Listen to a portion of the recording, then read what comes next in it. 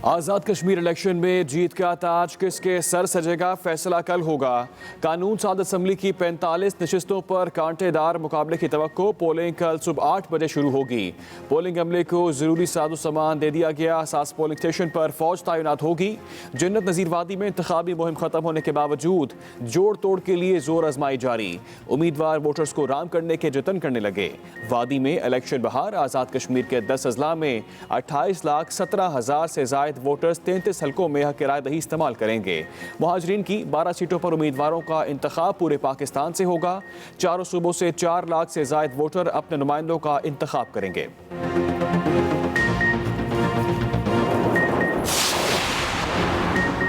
आज़ाद कश्मीर कानून साज assembly election में 12 बड़े मुकाबले मुतवक्के। हल्का LA 32 में राजा फारूक हैदर और पीपल्स पार्टी उम्मीदवार इशफाक जफर में कांटे के मुकाबले का इम्कान। फारूक हैदर हल्का L 33 से भी मैदान में मौजूद। PTI के दीवान अली यहां इनको टफ टाइम दे सकते हैं। हल्का LA 29 में नून लीग उम्मीदवार बैरिस्टर इफ्तिखार अली गिलानी और ख्वाजा फारूक में कड़ा मुकाबला होगा। हल्का LA 31 में पीपल्स पार्टी उम्मीदवार चौधरी लतीफ़ अकबर और मुस्लिम कॉन्फ्रेंस के उम्मीदवार राजा साके मजीद में जोड़ पड़ेगा। सरदार अतीक अहमद खान हल्का LA 14 में PTI उम्मीदवार लतीफ़ खलीक के साथ किस्मत आजमाई करेंगे।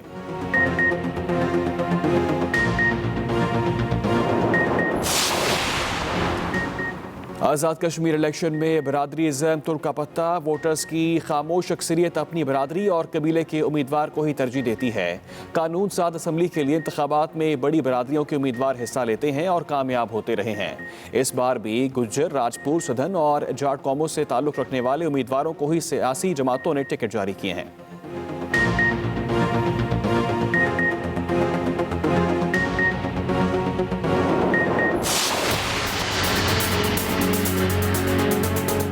मेरी हुकूमत फिर एक रेफरेंडम करवाएगी और उस रेफरेंडम में कश्मीर के लोगों को हम कहेंगे कि आप फैसला करें कि पाकिस्तान के साथ रहना चाहते हो या आजाद होना चाहते हो। वज़ीर आज़म इमरान खान का बड़ा ऐलान। कहते हैं कश्मीरियों को रेफरेंडम का हक देंगे। आज़ाद कश्मीर में जलसों से खिताब करते हुए कहा, पहले रेफरेंडम होगा कश्मीरी पाकिस्तान के साथ रहना चाहते हैं या हिंदुस्तान के साथ। दूसरा रेफरेंडम होगा कश्मीरी पाकिस्तान के साथ रहना चाहते हैं या आज़ाद। वज़ीर आज़म ने आज़ाद कश्मीर को सूबा बनाने की अफवाहें भी मुस्तरद कर दी। कोटली और तराड़खिल में जलसों के दौरान कहा कि वज़ीर आज़म सियासी मुखालफिन पर खुलकर बरसे। बोले कश्मीर की बात करना तो दूर, यहाँ तो मोदी को शादियों में बुलाया गया। जरदारी को पैसा बनाने से वक्त मिलता तो कश्मीर की बात करता। पूरा यकीन है कि नून लीग धांधली का रोना रोएगी।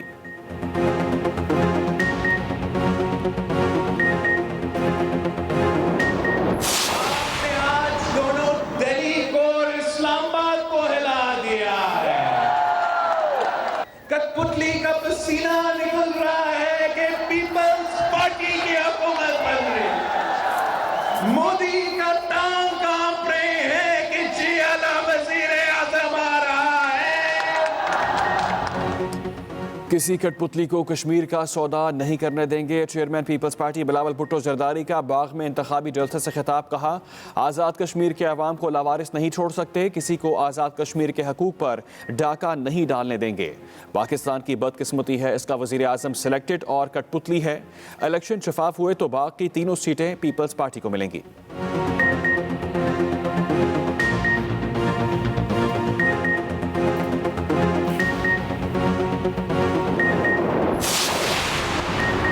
शहबाज शरीफ अली अमीन गंडापुर पर बरहम। कहते हैं कि वफाकी वजीर ने मरीम नवाज के खिलाफ शर्मनाक जुबान इस्तेमाल की। इनके अल्फाज खवातीन के खिलाफ इंतहाई इश्तियाल अंगेज और नफरत को हवा देने वाले हैं। ज़रा सोचें कि इस किस्म की जहनीत के लोगों को 22 करोड़ लोगों के मुल्क का हुक्मरान बनने की जिम्मेदारी दे दी गई। इमरान न्याजी रेफरेंडम की बात करके कश्मीर पर पाकिस्तान के तारीखी और आइनी मौक़िफ़ से इनहराफ कर रहे हैं।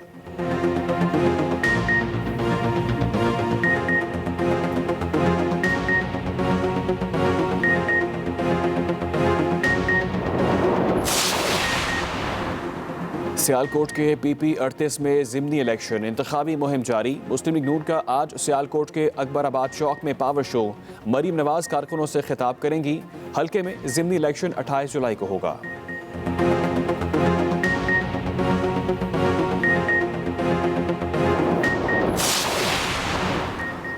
आज़ाद कश्मीर इलेक्शन में जीत तहरीक इंसाफ की होगी। हलीम आदिल शेख की न्यूज़ कॉन्फ्रेंस। कहा, पीपल्स पार्टी सिंध का पैसा आज़ाद कश्मीर की इलेक्शन मुहिम में लगा रही है। कराची में ईद उल अज़हा के बाद जगह जगह आलाइशों के ढेर पड़े हैं। फोटो सेशन कराने वाले मुर्तज़ा वहाब मेरे साथ शहर का दौरा करें और देखें, हर जगह गंदगी के ढेर लगे हुए हैं। पीपल्स पार्टी की हुकूमत ने कराची को कचरा कुंडी में तब्दील कर दिया है।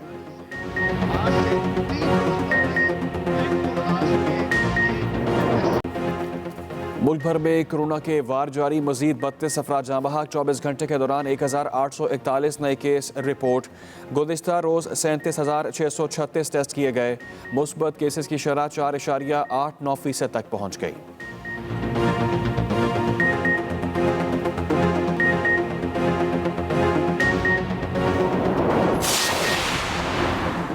कोरोना का खतरा अभी टला नहीं। अवाम एहतियात करे और वैक्सीन लगवाएं। सरबरा NCOC असद उमर ने खतरे की घंटी बजा दी। ट्वीट में कहा, मुल्क में बरवक्त फैसलों, मेहनत और अवाम के ताउन से कोरोना ज़्यादा नुकसान नहीं कर सका। हमारे खत्ते में कोरोना से लाखों अमवात हुई। पाकिस्तान में ये तादाद भारत, ईरान, नेपाल, श्रीलंका, अफगानिस्तान और बांग्लादेश के मुकाबले में कम है।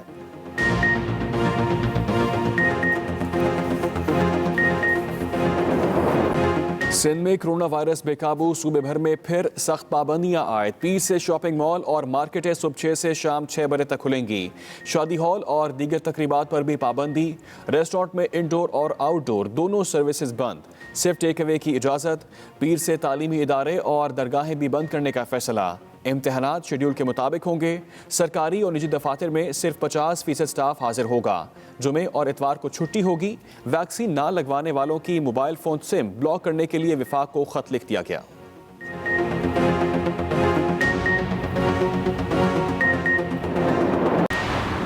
सिंध में मानसून बादल एक बार फिर बरसने को तैयार। आज से 26 जुलाई तक बारिशों का इम्कान। महकमा मौसमियात ने खबरदार कर दिया।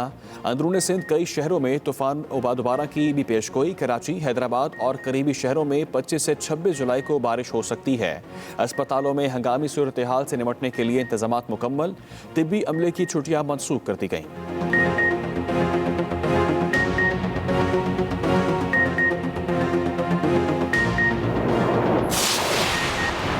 सिंध हाई कोर्ट में बिजली की तकनीकी खराबी। मुख्तलिफ ब्रांचेस अंधेरे में डूब गईं।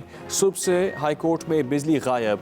के इलेक्ट्रिक अमले के मुताबिक केबल फॉल्ट के बायस बिजली मुनक़ता हुई। बिजली बहाली में 2 से 3 घंटे लग सकते हैं।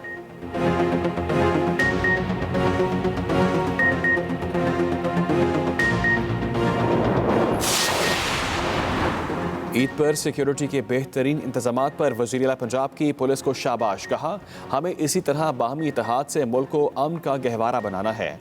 इसी जज्बे, मेहनत और अज़म के साथ आइंदा भी क़याम अमन के लिए काम करना होगा। तमाम महकमों और इदारों ने जिस तरह एक टीम वर्क के तौर पर काम किया वो काबिल तहसीन है। ड्यूटी को दूसरों की सहूलत के लिए सर अंजाम देना किसी इबादत से कम नहीं।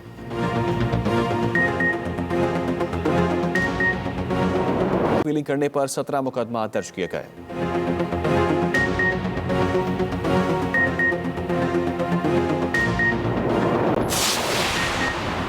कराची के साहिल पर फंसा बहरी जहाज 4 दिन बाद भी हटाया ना जा सका। कार्गो जहाज में लाखों लीटर डीजल मौजूद होने का इंकशाफ। माहिरीन के मुताबिक जहाज से डीजल उछलने का अंदेशा रद्द नहीं किया जा सकता। साहिल को मुमकिन आलूदगी से बचाने के लिए जहाज से फौरी तेल निकालने का मुतालबा भी कर दिया।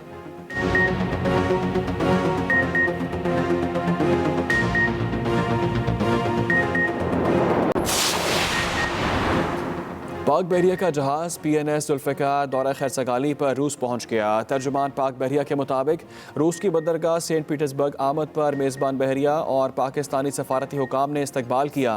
पाक बहरिया की जानिब से जहाज़ पर तकरीब का अहतमाम। रूसी हुकूमत और बहरिया के आला हुकाम, सफारती और मकामी शख्सियात के अलावा पाकिस्तानी कम्यूनिटी ने भी शिरकत की।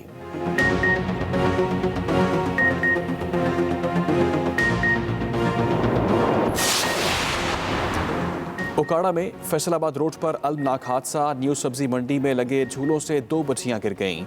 एक मौके पर जाँ बहक, दूसरी शदीद जख्मी। रेस्क्यू हुकाम के मुताबिक बच्चियों की उम्रें 7 और 8 साल के दरमियान है।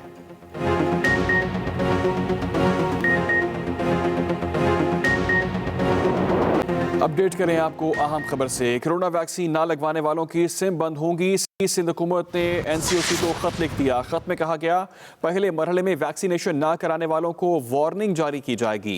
दूसरे मरहले में सोशल मीडिया ब्लॉक किया जाए। तीसरे मरहले में कॉल करने की सहूलत बंद की जाए। चौथे और आखिरी मरहले में सिम को मुकम्मल ब्लॉक कर दिया जाए। अहम खबर के हवाले से आपको अपडेट कर रहे हैं कि अहम फैसला किया गया है, जिसमें तीसरे मरहले में कॉल करने की सहूलत बंद की जाएगी। खत में ऐसा कहा गया है, कोरोना वैक्सीन ना लगवाने वालों की सिम बंद कर दी जाएगी। सिंध हुकूमत ने एनसीओसी को खत लिख दिया है। खत में कहा गया है, पहले मरहले में वैक्सीनेशन ना कराने वालों को वार्निंग जारी की जाएगी। दूसरे मरहले में सोशल मीडिया ब्लॉक किया जाएगा, जबकि तीसरे मरहले में कॉल करने की सहूलत बंद कर दी जाएगी। इसी हवाले से तफसीलात जान लेते हैं। मैं जॉइन किया हमारे नुमाइंदा रिजा फातिमा ने। जी रिजा, बताइएगा सिंध हुकूमत की जानिब से क्या फैसला किया गया है? जी बिल्कुल, सिंध हुकूमत ने वैक्सीन ना लगाने के खिलाफ सख्त कार्रवाई का फैसला किया था और इस हवाले से उन्होंने एनसीओसी को खत लिख दिया है। खत में उन्होंने जो पीटीए है उससे भी फौरी इक़दाम करने के लिए कहा है, ताकि ज्यादा से ज्यादा लोग को वैक्सीन करवाने में सिंध हुकूमत कामयाब हो सके। खत में उन्होंने कहा है कि हमने प्रिंट, इलेक्ट्रॉनिक और सोशल मीडिया के जरिए भी आगाही फराहम की है, जबकि सूबे भर में जिला इंतजामिया ने हर किस्म के इक़दाम उठाए हैं ताकि ज्यादा से ज्यादा लोग वैक्सीन करा सके। खत के मतन में भी कहा गया है कि वैक्सीन ना लगाने वालों के खिलाफ 4 मराहिल में कार्रवाई की जाएगी। पहले फेज में वार्निंग जारी की जाएगी, जबकि दूसरे फेज में सोशल मीडिया, फेसबुक और दीगर व्हाट्सएप वगैरह जो है वो ब्लॉक कर दिया जाएगा। जबकि तीसरे फेज में वैक्सीन ना करवाने वालों की आउटगोइंग कॉल की सहूलत भी बंद कर दी जाएगी। जबकि चौथे और आखिरी फेज में सिम को ब्लॉक कर दिया जाएगा। ये खत जो है वो सिंध हुकूमत की जानिब से इरसाल कर दिया गया है एनसीओसी को, जिसके मुताबिक जिन्होंने वैक्सीन नहीं करवाई है उनकी सिम जो है वो आखिरी मरहले में ब्लॉक कर दी जाएगी। जी ठीक है रिजा फातिमा, आपने अपडेट किया, बहुत शुक्रिया आपका। मुल्क भर में कोरोना के वार जारी हैं। मजीद 32 अफराद जाँ बहक हो गए हैं। 24 घंटे के दौरान 1841 नए केस रिपोर्ट हुए। कोरोना के मुस्बत केसेस की शरह 4.89% तक पहुंच गई है। 24 घंटे के दौरान कोरोना के 1841 नए केस रिपोर्ट हुए हैं। मुल्क भर में कोरोना के वार जारी हैं। मजीद 32 अफराद जान की बाजी हार चुके हैं। 24 घंटे के दौरान 1841 नए केस सामने आए हैं। कोरोना का खतरा अभी टला नहीं है, अवाम एहतियात करें और वैक्सीन जरूर लगवाएं। सबरा एनसीओसी असद उमर का ये ट्वीट, कहा मुल्क में बर वक्त फैसलों, मेहनत और अवाम के ताउन से कोरोना ज्यादा नुकसान नहीं कर सका। हमारे खत्ते में कोरोना से लाखों अमवात हुई। पाकिस्तान में अमवात की तादाद भारत, ईरान, नेपाल, श्रीलंका, अफगानिस्तान और बांग्लादेश के मुकाबले में कम है। आज़ाद कश्मीर में इंतखाबी मेला कल सुबह 8 बजे सजेगा। कांटे के मुकाबले मुतवक्के हैं। पोलिंग अमले को जरूरी साजो सामान दे दिया गया है। असास पोलिंग स्टेशन पर फौज तैनात है। 28,17,000 से जायद वोटर्स 33 हल्कों में हक के राय दही इस्तेमाल करेंगे। कल होगा कांटे का मुकाबला। पोलिंग अमले को जरूरी साजो सामान दे दिया गया है। असास पोलिंग स्टेशन पर फौज की तैनाती भी हो चुकी है। तफसीलात जानते हैं मजान के हमारे नुमाइंदे आसिफ रजा मीर ने। आसिफ, बताइएगा कि क्या तमाम तर इंतजामात मुकम्मल हो चुके हैं? जी अली, जो 25 जुलाई का दिन करीब आ रहा है, अब वक्त करीब आन पहुंचा है और सब्र आजमा इंतजार के बाद कल सुबह 8 बजे पोलिंग का मरहला शुरू होगा। गुज़श्ता शब 12 बजे तमाम तर इंतखाबी सरगर्मियां खत्म कर दी गई थी ज़ाब्ते अखलाक के तहत। उसके बाद कोई इंतखाबी जलसा, जुलूस, रैली नहीं हो सकती, लेकिन उम्मीदवारों की जानिब से जोड़ तोड़ और घर डोर टू डोर जो उनका एक इलेक्शन कैंपेन है वो जारी है। और दूसरी जानिब आज सुबह के वक्त इलेक्शन कमीशन और DRO और ROs का जो है ज़ेर निगरानी यहाँ से जो मटीरियल है इलेक्शन के दौरान जो इस्तेमाल होगा वो यहाँ से रवाना किया गया है। ऑफिसर्स यहाँ से रवाना हुए हैं, सिक्योरिटी में उनको यहाँ से भेजा गया है, क्योंकि आज़ाद कश्मीर आप जैसा कि जानते हैं कि एक बहुत बड़ी तादाद देही इलाकों में है, दूर दराज इलाके हैं, वहाँ तक पोलिंग मटीरियल पहुँचाना बजाते। ठीक है आसिफ रजा, आप हमारे साथ ही मौजूद रहिएगा। आज़ाद इंतखाबी मेला कल सुबह 8 बजे सजेगा। कांटे का मुकाबला मुतवक्के होगा। पोलिंग अमले को ज़रूरी साजो सामान दे दिया गया है, जबकि असास पोलिंग स्टेशन पर फौज की तैनाती भी कर दी गई है। 28,17,000 से जायद वोटर्स 33 हल्कों में हक राय दही इस्तेमाल करेंगे। कल होगा कांटे का मुकाबला। आज़ाद कश्मीर में इंतखाबी मेला कल सुबह 8 बजे सजेगा। वज़ीर आज़म इमरान खान कहते हैं रेफरेंडम कराएंगे कि कश्मीरी पाकिस्तान के साथ रहना चाहते हैं या आज़ाद रहना चाहते हैं। जब इन लोगों के पैसे बाहर होते हैं तो ये बाहर वालों के इशारों पर चलते हैं। नून लीग और पीपल्स पार्टी ने कभी दुनिया के आगे कश्मीर का मुकदमा नहीं लड़ा।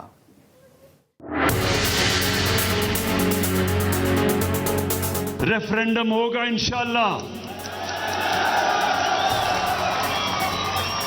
और आप फैसला करेंगे कि हिंदुस्तान नहीं, आप पाकिस्तान के साथ जाना चाहते हैं। मेरी हुकूमत फिर एक रेफरेंडम करवाएगी और उस रेफरेंडम में कश्मीर के लोगों को हम कहेंगे कि आप फैसला करें कि पाकिस्तान के साथ रहना चाहते हो या आजाद होना चाहते हो। पाकिस्तान तहरीक इंसाफ के आज़ाद कश्मीर के इलाकों तरारखिल और कोटली में जलसे। कारकुनान से खिताब में वज़ीर आज़म इमरान खान ने एक बार फिर सियासी हरीफों को निशाने पर लिए रखा। बेनज़ीर भुट्टो, ये 2007 की बात है, वो अपने बेटे को टेलीफोन पे बता रही हैं कि कितने पैसा उनके कितने बैंकों में, जो बाहर बैंक है उनमें पैसा पड़ा हुआ है।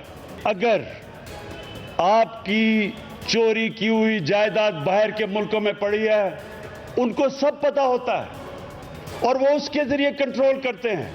हमारे साथ नवाज शरीफ भी था, 3 दफा उसने बैठ के हमारे साथ इलेक्शन का बॉयकॉट किया, ये सब रिकॉर्ड पे है। और उसके बाद बाहर से उसको हुक्म आया, जिधर उसके पैसे बाहर पड़े थे उन्होंने उसको हुक्म किया कि इलेक्शन लड़ो, और इसने हम सबको नहर के पुल पे खड़ा करके खुद जाके इलेक्शन लड़ लिया।